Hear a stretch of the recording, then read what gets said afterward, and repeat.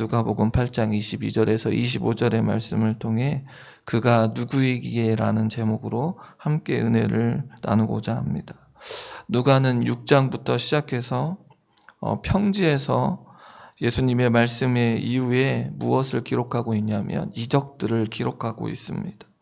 백부장의 종을 고치셨고 과부의 아들을 살리시는 이적들, 온갖 병자들을 고치시는 그 이적들, 그 일들을 통해 어떠한 일들이 있었냐면 예수님의 소문이 유대와 사방에 두루 퍼졌음을 기록하고 있습니다. 이 사건들을 통해서 수많은 사람들과 제자들이 알아야 하는 것은 무엇입니까? 예수님이 누구이신가?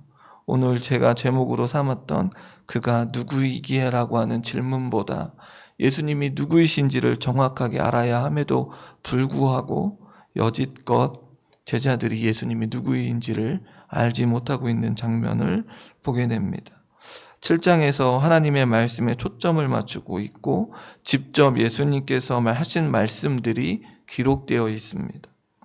그리고 우리가 보고 있는 이 8장의 말씀은 예수님께서 전하셨던 이 하나님의 나라의 복음을 많은 사람들이 어떻게 반응하고 있는가, 우리가 오늘 듣고 있는 이 말씀을 어떻게 반응하고 있는가, 그 말씀을 듣고 올바르게 반응하는 것이 어떠한 것인지를 씨 뿌리는 비유를 통하여 가르쳐 주셨습니다. 예수님께서는 비유로 말씀하셨고 그 제자들에게 비유를 풀어 설명하시며 자신이 누구이신지를 정확하게 드러내고 계십니다. 그러니까 누가복음은 계속해서 예수님이 누구이신가, 바로 메시아라는 사실, 우리의 죄와 우리의 허물을 용서하시기 위해 이 땅에 오신 메시아이심을 드러내고 있는 것을 보게 됩니다. 오늘 본문 역시 예수님께서 행하시는 이 표적을 통하여 바람과 바다를 잠잠케 하시는 이 예수님의 이 표적을 통하여 자신이 누구이신가를 드러내고 있습니다. 그러면서 제자들의 반응은 어떠합니까?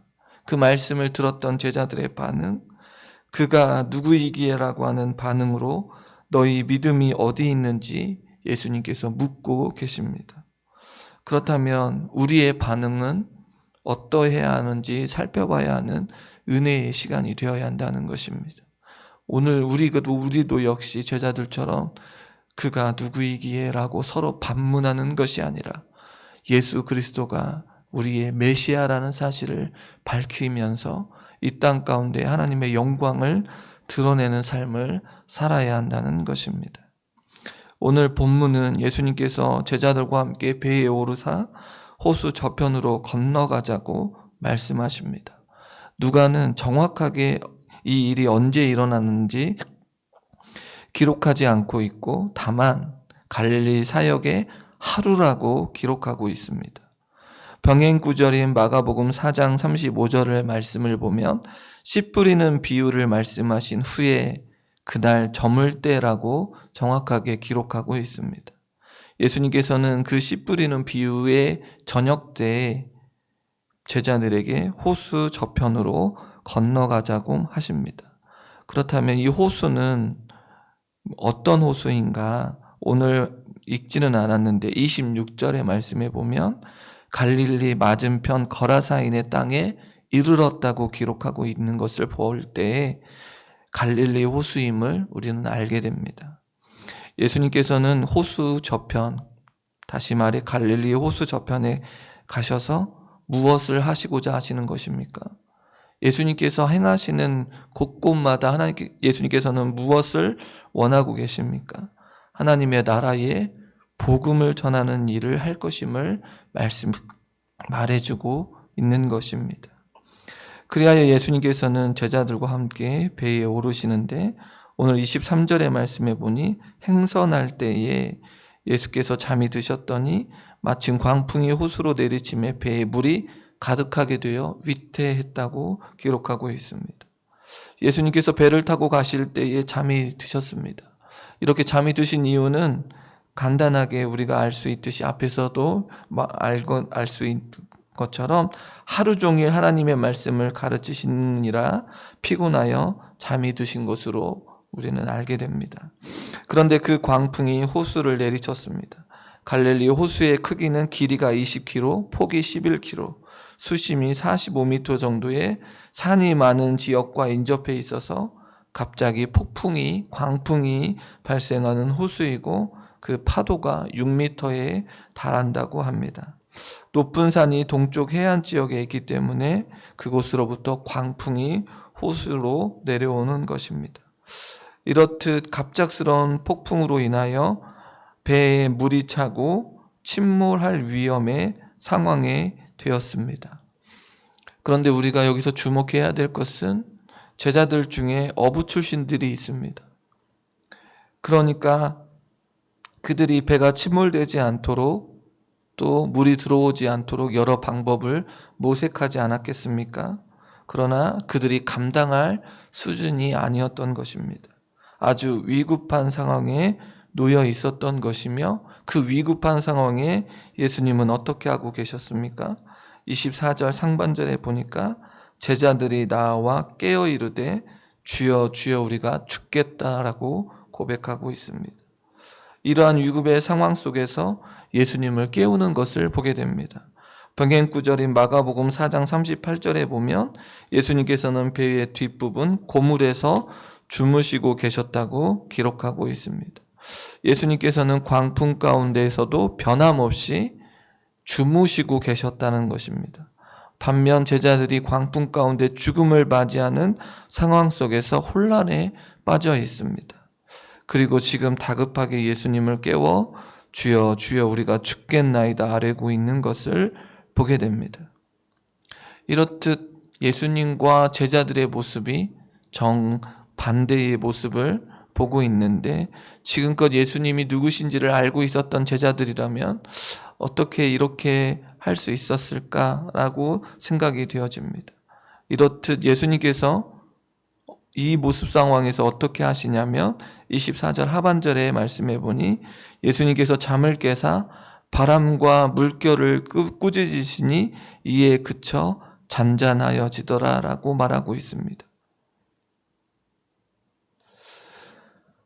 광풍으로 인하여 배에 물이 차고 침몰될 위기 가운데에서도 주무셨던 예수님께서 제자들 때문에 깨셨고 바람과 물결을 꾸짖으시니 바다가 아주 잔잔해졌습니다. 구약 성경을 통하여 자연의 모든 것을 통치하시는 분은 하나님이십니다. 그러기에 바다도 누구의 손에 있다는 것입니까? 하나님의 손에 달려 있음을 알게 되는데 시편 89편과 시편 109편의 말씀을 보면 시편 89편 9절에 주께서 바다의 파도를 다스리시며 그 파도가 일어날 때에 잔잔하게 하시나이다. 시편 109편 29절의 말씀을 보면 광풍을 고요하게 하사 물결도 잔잔하게 하시는도다라고 기록하고 있습니다. 하나님께서는 광풍이 일어나 바다 물결을 일으키기도 하시지만 광풍을 고요하게 하여 물결을 잔잔하게 하시는 유일한 분임을 드러내고 있습니다. 고대 이스라엘에서 풍랑이 치는 바다는 혼돈의 세력을 나타냅니다. 그러므로 예수님께서 바다를 잠잠하게 하심은 자연을 다스리는 것뿐만 아니라 풍랑이 상징하는 혼돈의 세력을 잠잠하게 하신다는 의미를 담고 있습니다. 다시 말해 바람과 바다를 꾸짖어 잔잔하게 하신다는 것은 예수님이 어떠한 분이시다는 것을 드러내고 있는 것이냐면 신적인 분이시다라는 것을 드러내는 표적이라는 것입니다. 이 표적 앞에 제자들의 반응은 그들이 두려워하고 25절의 하반절에 말씀해 보니 그들이 두려워하고 놀랍게 여겨 서로 말하되 그가 누구이기에 바람과 물을 명하며 순종하는가라고 말하고 있습니다.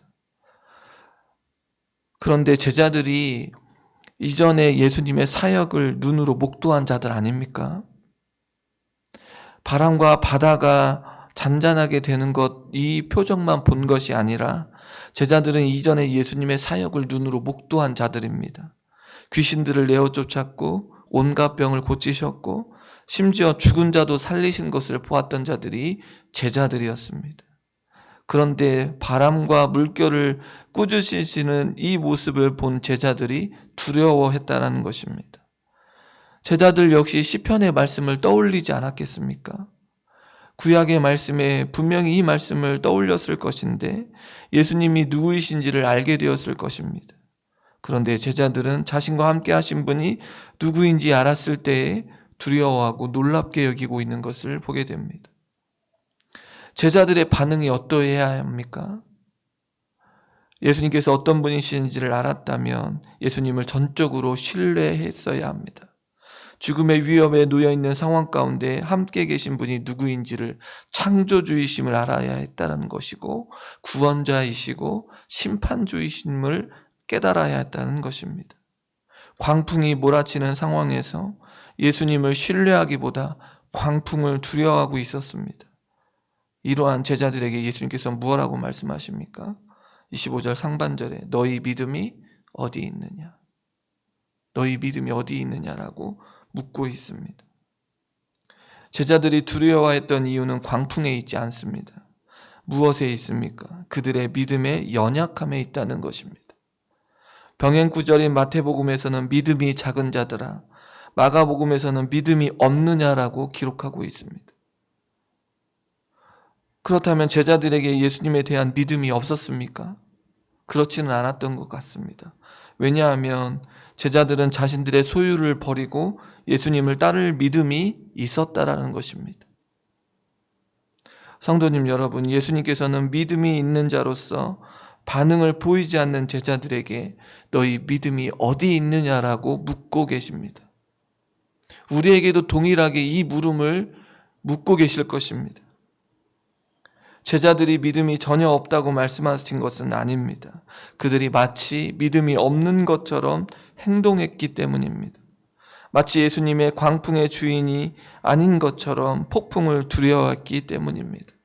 목숨을 위협하는 광풍이 왔을 때 제자들은 예수님이 어떤 분이신지를 잊어버렸다는 것입니다. 말씀을 상고하고 그 말씀을 의지하여 예수님이 누구이신지를 정확하게 깨달아야 하는데도 불구하고 예수님이 누구인지를 알지 못하고 도리어 믿음 없는 모습으로 나아가고 있지는 않는지 우리의 모습을 돌아봐야 한다는 것입니다. 성도님 여러분, 광풍이라고 하는 위기에 처해 있을 때 제자들은 무엇을 잃어버렸습니까? 앞선 씨 뿌리는 비유 중에 바위 위에 뿌려진 씨앗처럼 말씀을 들을 때 기쁨으로 받았으나 뿌리가 없어 잠깐 믿다가 시련을 당할 때에 배반하는 자처럼 무엇을 잃어버렸다는 것입니까? 믿음을 잃어버렸다는 것입니다. 이 씨 뿌리는 비유를 통하여 제자들과 세상의 사람들에게 말해주고자 하는 것은 믿음이 있느냐, 그 믿음이 견고하게 씨가 뿌려져서 그 말씀으로 온전한 결실을 맺고 있느냐라고 묻고 있다라는 것입니다. 제자들의 물음인 그가 누구인가라고 하는 이 질문은 아직도 예수님께서 메시아임을 확실히 알지 못하고 있음을 알려줍니다. 그들에게는 예수님을 아직도 메시아라고 믿는 확실한 믿음이 없었던 것입니다. 성도님 여러분, 오늘 우리에게 주어져 있는 이 성경의 말씀의 진리는 우리의 경험과는 상관없이 진리임을 기억해야 합니다. 경험이 우선되는 것이 아니라 성경의 말씀은 온전한 진리임을, 그리고 그 말씀을 온전히 믿음으로 고백해야 한다는 것입니다. 하나님의 말씀이 진리이기에 우리의 삶 가운데 그 말씀이 증명되어져야 하는 것이지 반대가 되어지면 안 된다는 것입니다. 그렇기 때문에 우리가 얼마나 큰 축복을 경험하며 살아가는 자인지, 하나님의 말씀이 주어져 있고 그 말씀을 믿음으로 살아가면 하나님께서 예수 그리스도를 보내어 주신 그 놀라운 은혜 가운데 창조주이시고 심판주이시고 구속주이신 그 예수님께서 우리의 삶을 이끌어 주신다는 사실입니다. 하나님께서 성경을 통하여 하나님이 어떤 분이신지를 정확하게 알려주셨고 예수님께서 이 땅에 오신 메시아임을 정확하게 우리에게 밝혀주셨습니다. 그러기에 그 말씀을 믿고 순종하며 나아가는 자에게 너무나도 귀한 은혜, 하나님의 자녀가 되는 권세를 허락해 주지 않으셨습니까?